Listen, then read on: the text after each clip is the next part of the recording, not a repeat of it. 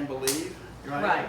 Right? See, he has a system, and this is what I think is really good. He has a system that snaps him back into changing that thought. That's what it is. It's about changing that thought when you have it. Because we do know when we're having it. We know when we're scared. We know when we're feeling doubtful. We know when we're grabbing something to eat and we've already eaten and we don't need it and we're not really hungry, but we're doing it anyway. We know what we can do to stop. But we don't because of our thoughts. And if 98% of what we're thinking today we thought yesterday, it's really hard. So it is hard to change your thoughts, but that's what this class is about, to help you do that and help you find other ways to feel good about whatever business you're in, because you've already written what do you truly want.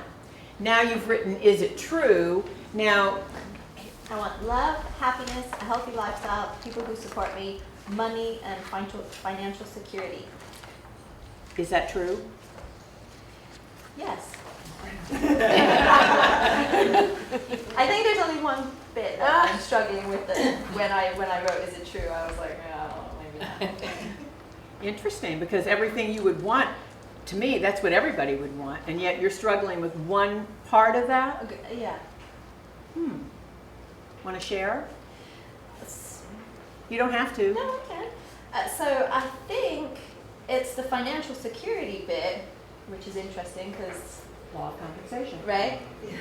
And it's almost like I sometimes feel I don't deserve it. Don't know why that is. And I actually had this experience earlier this week. The same. So this is exactly what came up on my email before I started the class, was that law of compensation. We don't believe we deserve to be compensated. This is a thought, you guys. This isn't real. Every successful person in the world will tell you that they have had to, they really listen. This is a big one, and we're going to talk about this more because later on in the workbook, it's going to be the questions. And so they really listen. It's one of the things that realtors that I coach, and I coach them individually and online, they don't listen. You have to listen. You cannot be thinking about other things. You can't be thinking about what you're making for dinner. One of the things that we did at Judy's office is that people that wanted to do floor, I actually don't think everybody should do floor. She disagrees with me on that one, but I'm on your side now. now you're on my side.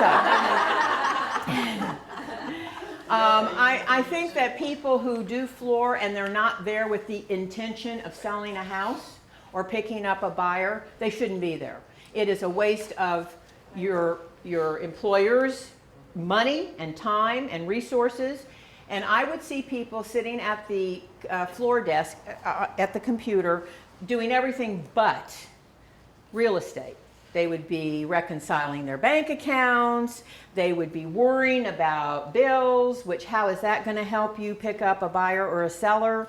You should be at that computer looking at every single thing on the market, what's listed, what's just gone into escrow, what has expired.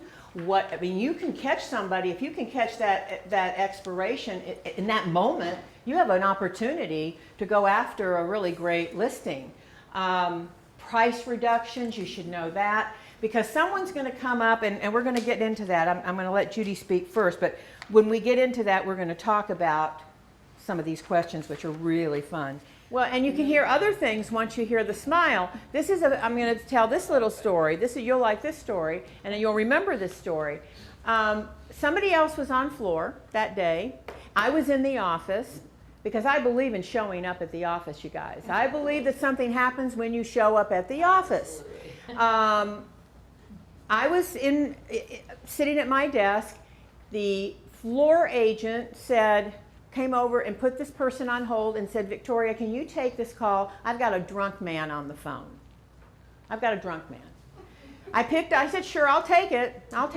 This will be my person." He says, "Oh, go for it. You can have it." I pick up the phone, and sure enough, he does sound like,